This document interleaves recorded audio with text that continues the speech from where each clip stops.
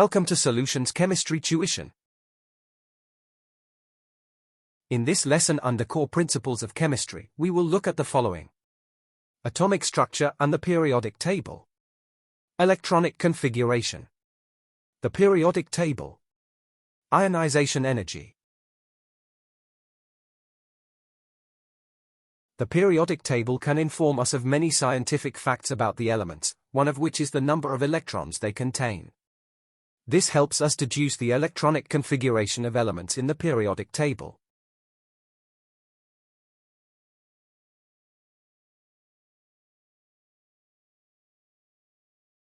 Electronic configuration. Electron shells have quantum numbers. The first shell is n equals 1. Each shell has smaller subshells. For example, 1s, 2s, and 2p. Each subshell has a different energy level. S subshells have a lower energy than p subshells. The electrons in an atom fill the lowest energy level that is available.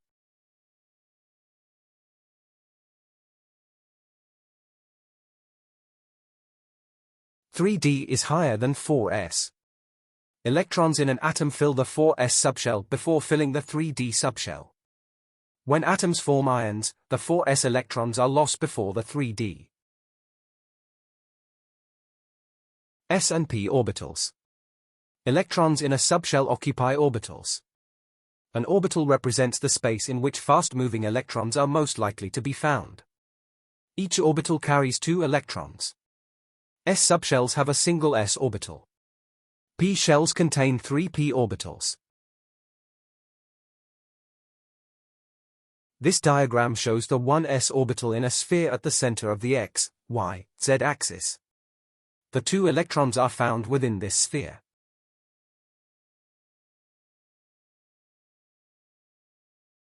This diagram shows the s orbitals. 1s where n equals 1. 2s where n equals 2. 3s where n equals 3. These increase in diameter as the number of electrons increase.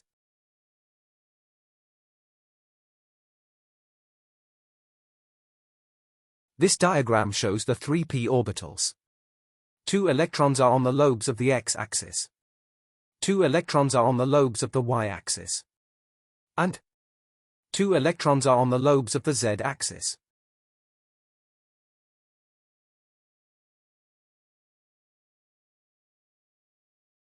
Question: describe the arrangement of protons, neutrons, and electrons in an atom of zinc. How does this arrangement differ from the arrangement in a zinc ion, zinc 2+?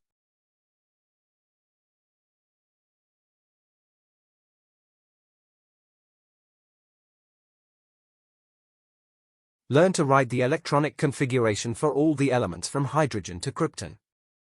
These should be as written notation form and as electron in box notation.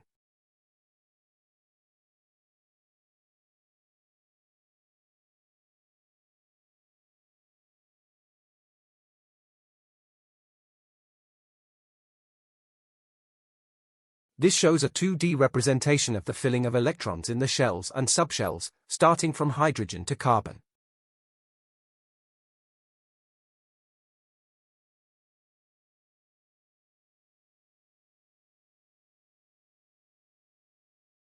Now we have the 2D representation of the filling of electrons in the shells and subshells, starting from nitrogen to calcium.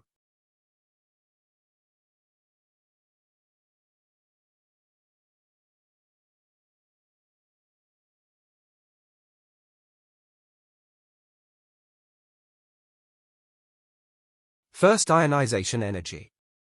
The energy needed to remove 1 mole of electrons from 1 mole of gaseous atoms to form 1 mole of ions with a single positive charge.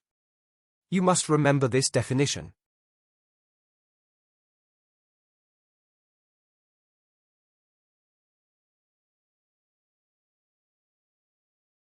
This equation shows the first ionization energy of an element.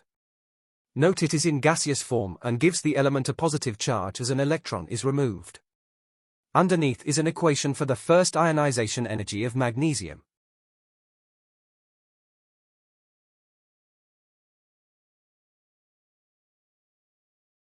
For first ionization energy. Energy needed to take electrons away from atoms so that they form positive charge. Energy values are measured per mole. Delta H is positive, showing reaction is endothermic.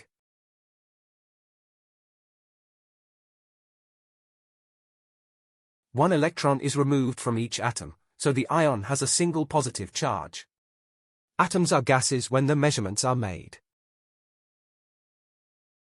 First ionization energies give evidence for the idea that electrons are arranged in shells. Electrons are held by the positive charge on the nucleus, so electrons in shells closer to the nucleus are held more strongly than those in shells further away.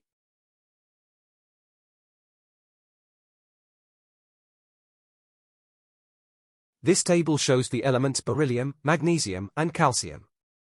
It shows their electronic configuration and the first ionization energy of each of these elements. Notice that the energy values decrease down the group.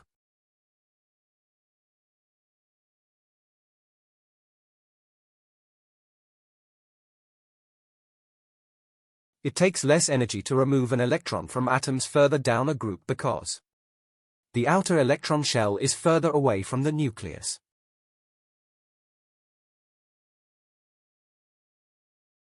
There is more shielding because there are more inner electron shells.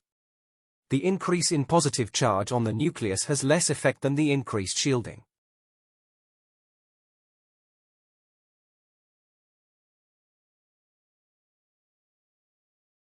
The energy needed to remove more successive electrons from the same atom gives more evidence that electrons are arranged in shells in the atom.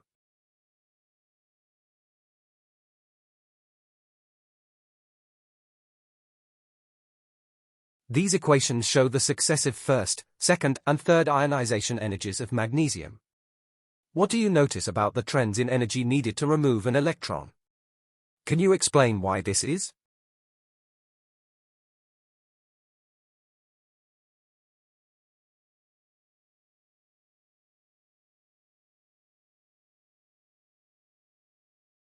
This diagram will help you explain why a large jump in energy is needed to remove the third electron in the subshell.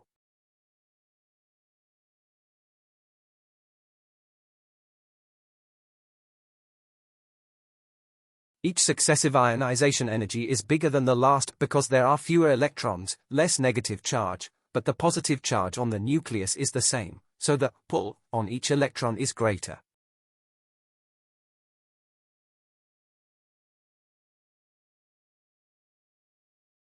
Electrons from shells closer to the nucleus need much more energy to be removed because they are less shielded by inner electrons from the charge on the nucleus.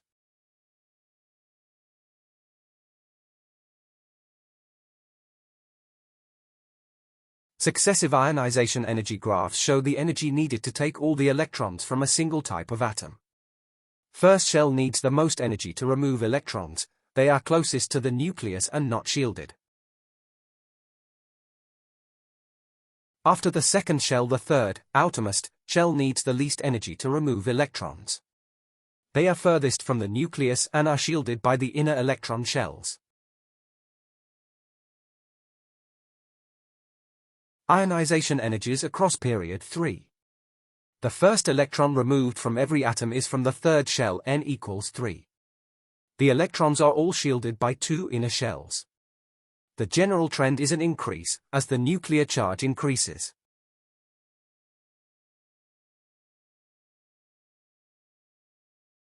The first ionization energies of aluminium and sulfur, dip.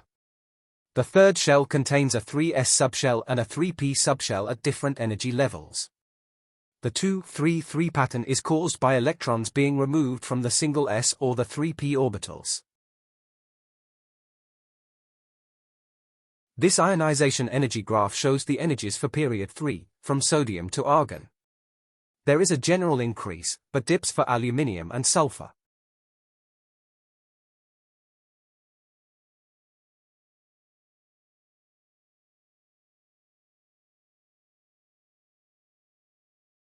The periodic table gives the relative atomic mass of each element. Elements are arranged in order of increasing atomic, proton, number. Periodicity. A horizontal row is a period. Elements in the same period show a changing pattern of properties left to right across the period. The pattern of changes in properties across period 2 is similar to the changes across period 3. This is known as periodicity. Groups. A vertical column is a group. Elements in a group have similar properties. These show trends in properties down a group. P block. A diagonal line separates metals from non-metals. Elements close to the line, silicon, germanium, have properties of both and are called semi-metals.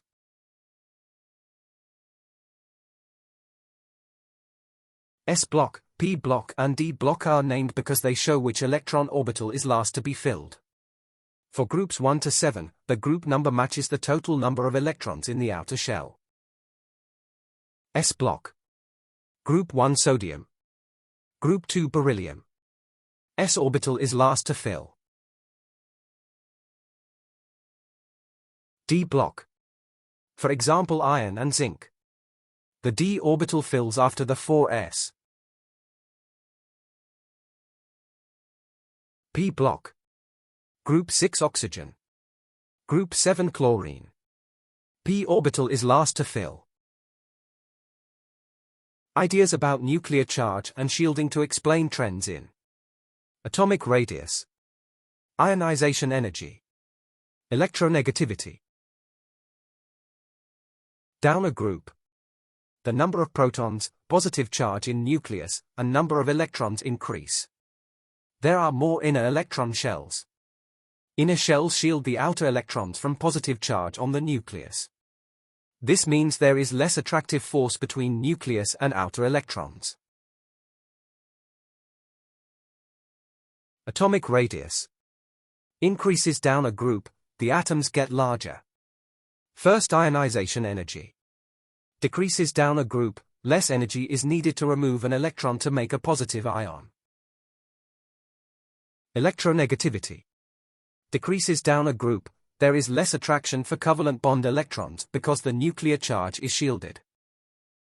Across a period. The number of protons, positive charge in nucleus, and number of electrons increase. Extra electrons all enter the same shell. In period 3, it is shell 3 that is being filled. There is an increase in the positive charge on the nucleus but no increase in electron shielding.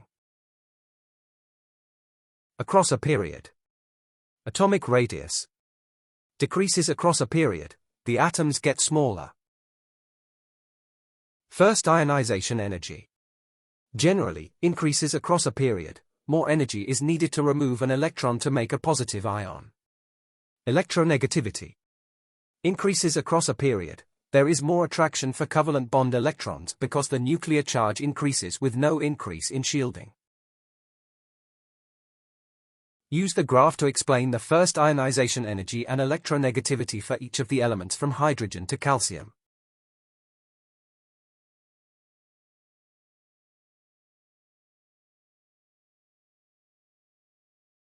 There is a general increase in first ionization energy across a period.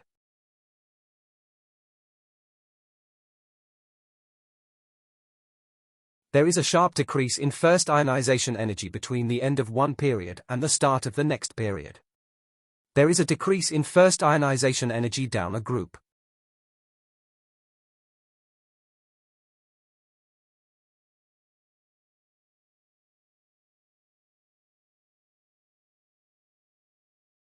Question. Explain why the atomic radius of a sodium atom is smaller than that of potassium and larger than magnesium. Answer. Sodium is smaller than potassium because it has fewer electron shells. For potassium, the third inner electron shell shields the outer electrons, so the attraction between the nucleus and the outer electrons is reduced, making it a larger atom. Magnesium has a high nuclear charge than sodium but the same number of shells. There is no increase in shielding by the inner electrons. The electrons in the outer shells are attracted more strongly, reducing the atomic radius. Thanks for watching. Like and subscribe.